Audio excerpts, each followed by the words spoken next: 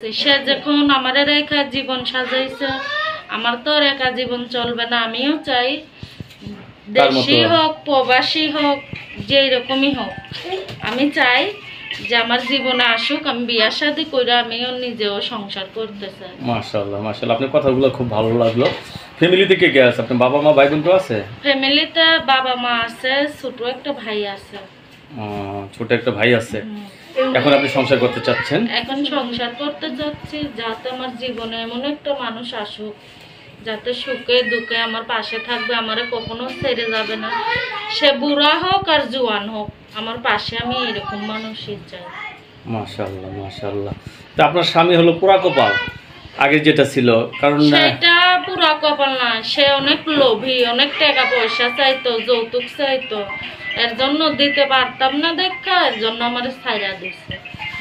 এখন আপনি বিয়ে বসার জন্য প্রস্তুত আছেন? হ্যাঁ, আপনার ফ্যামিলিগতভাবে সমস্যা হবে না, আপনার পছন্দ না? আমার পছন্দই, আমার পছন্দ। আমার ফ্যামিলির কথা শুনে তো একবার বিয়া বসে আমার জীবনটা নষ্ট হয়েছে। এখন আর আমার ফ্যামিলির কথা আমি শুনতে চাই না, আমি নিজের পছন্দ করে আমি বিয়া করতে চাই। সে বুড়া হোক আর জোয়ান হোক, আমার ভাগ্য যে আছে সে। দর্শক, এই আপুর কথাগুলো কিন্তু আপনারা সবাই শুনলেন। আপু অত্যন্ত সুন্দরী একজন কন্যা, কিন্তু আপুর কপালটা আসলে সুন্দর না, কারণ ভাগ্য অতি খারাপ।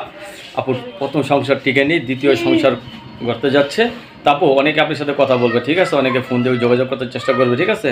তো ভালো মন্দ দেখে একটা বিয়ে বসে যাবেন, কারণ নারীর জীবনে সবথেকে মূল্যবান সম্পদ হলো তার স্বামী।